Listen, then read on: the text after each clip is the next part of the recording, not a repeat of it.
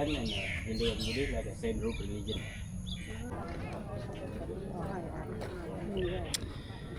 Very nice reflection of the temple. Water everywhere here.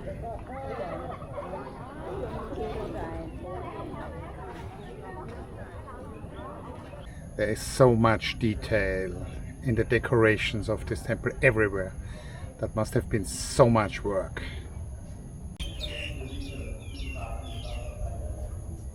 So these are the celestial dancers covering the walls here. Endless art. 1113? Yeah, early 1st century by Hindu king and dedicated to Hindu Vishnu. And when they build, they're using around 380,000 people workers. Wow. About 6,000 elephants. Wow. And take 37 years. And Wow. So the whole thing 37 years. Like way up. That already cost me. You want to take a picture with the monkey? No. You can for $1 you can hold the monkey. No. No, I don't want. Can you take a picture of me? The monkey can give me a kiss.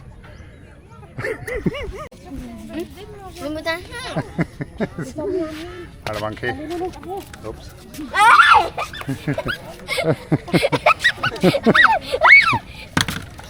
Okay. Chọc anh Tật. Ông con Tật luôn.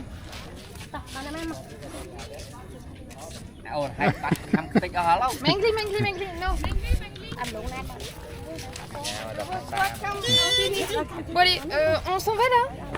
So the monkey understands the difference between temple guards and tourists. It is smart. So this is the battle between good and evil. A massive chariot here. And see the trunk, they put on the neck and then they...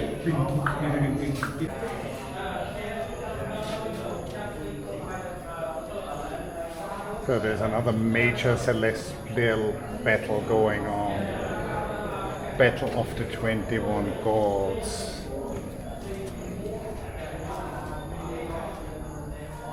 Again, good versus evil, and you can tell that's what I just learned from our excellent guide. That if you look at the shape of the helmets, you can see who is on which side. Pretty important in a war. I guess here there's a war elephant here.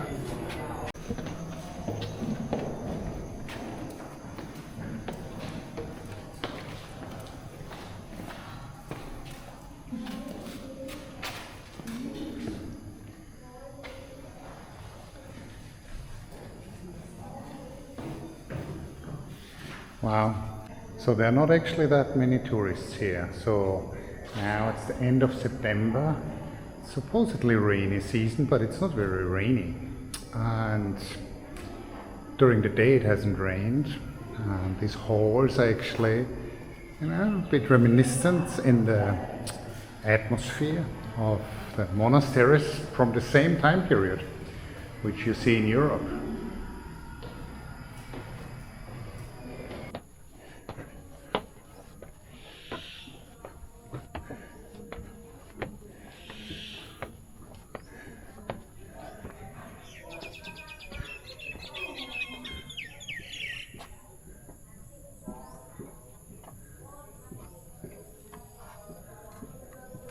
Wow.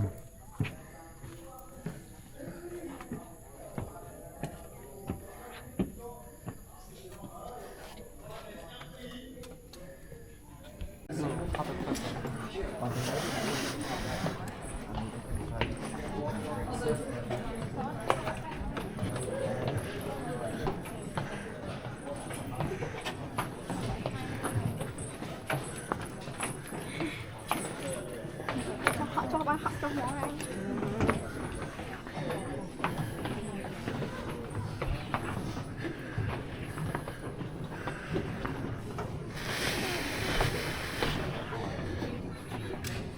ver, estas no son tan inclinadas como las de ayer, ¿eh?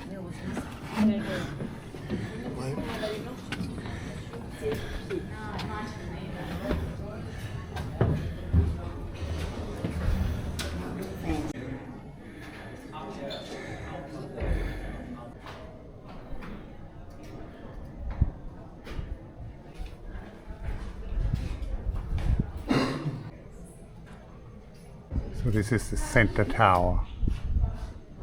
We are right next to it, looking up. So this is another reason why I like this Buddhism, Hinduism as a aesthetic, as a theology, that there is not this repression as in other religions. You know, look at the gorgeous breasts of the woman in this fresco.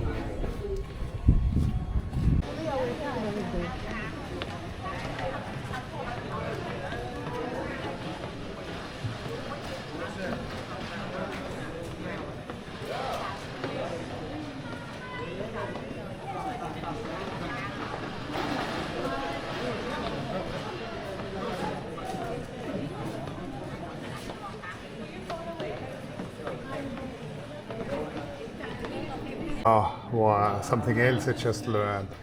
This is later writing, which is Buddhist writing, which was put on top of this color when the temple was changed from a Hindu to a Buddhist temple. This spot where I am standing is the center of the temple. And this is the center symbolically of the universe. So that's a first for me, to be in the center of the universe. Some thoughts on the history of this. Our guide, who was excellent by the way, both in knowledge as well as in his English language proficiency, told us that Angkor Wat took 37 years, 380,000 men, and 6,000 elephants, so something like 20 million man years, is that correct? Which is an enormous amount of work. So, you know, if you live in a medieval agricultural society, 37 years is your work life or more. So, you know, there were a third of a million people who essentially their whole work life did nothing else than this, probably. And this means they had to be fed by the farmers. And this just demonstrates how enormously fertile this part of, you know, flat plain Southeast Asia is.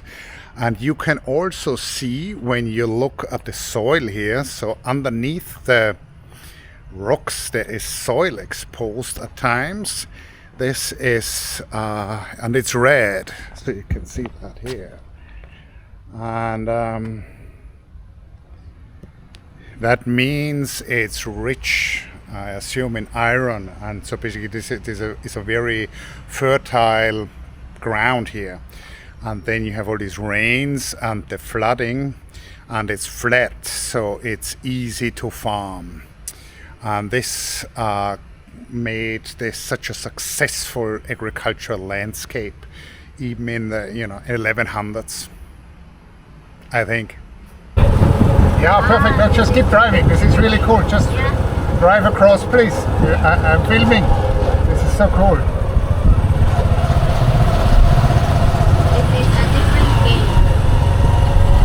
This is the Pantai Karai temple, and this is like right out of Indiana Jones.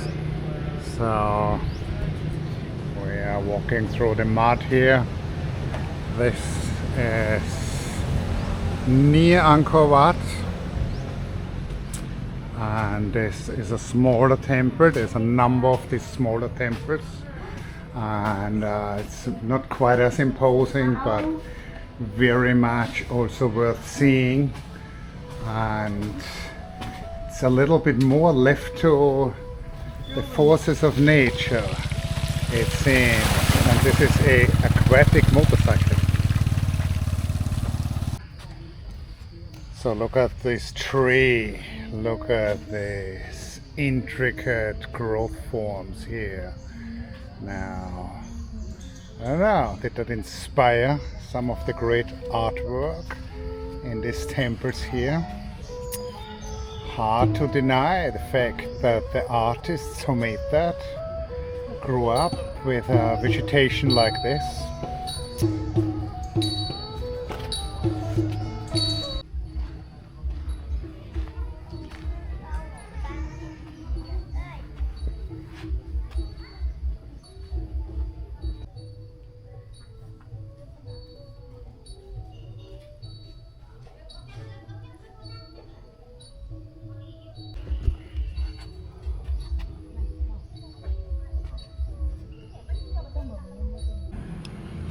Seriously, does it get any more epic in terms of cultural heritage, religious architecture? And they did such a good job here, and I'm certain that this was on purpose, using all these artificial bodies of water for reflection. So this is Angkor Wat, I believe. And this is where there are a lot of macaque monkeys. So we're gonna check that out now. I mean, seriously, what a place. So yeah, while a lot of these temples were supposedly abandoned in 1500 something, after supposedly changing the monsoon patterns, and also because of political upheaval, the Khmer Empire lost battles, but they are still somewhat in use. That's the impression I get. So there are all these Buddha statues. We're here very early in the morning, so there's nobody there yet. And but I've seen people pray at these statues, and there are these offerings. So it's actually kind of nice to see that this is still in spiritual use.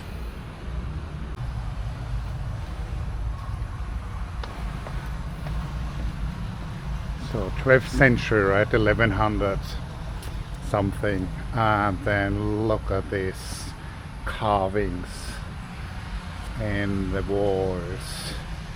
The stone seems partially weathered and partially it's red, so there must be some iron in there, I'm suspecting, but it makes for a very interesting variation in the colors. So, and on top of that there is light growing on there, so you have shades of brown, red, green, white. This actually adds to the incredible aesthetics of these temples. And I'm walking here and this stone carvings, this art does not stop for many meters. Here we are. I mean, look at that. So it's in this testament by one of the early French explorers. He said this rivals or surpasses any of the European cathedrals which he has seen, and I agree. This is great art, this is a highlight of humanity's artistic expression in the Middle Ages. Again, we have these amazing images of these temple dancers who are having a good time, and all of this is so well carved. Then it's somewhat of a misty morning, and we went to this temple first, not to Angkor Wat, and there's nobody else but us. So, what a sight. It says, beware of monkey attacks. And you know what? I like monkey attacks. So this temple is well known for its monkeys. This monkey is thirsty. Yeah.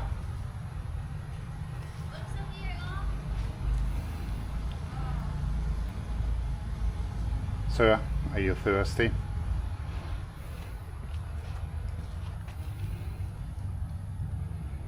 How's it going? You like living in a temple from the 12th century? I guess you do. I like monkeys. So these are obviously macaques, macaca mulata, and they're very chill.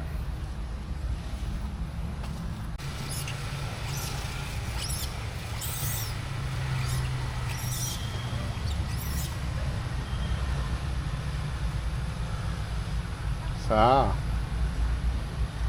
Big Mama.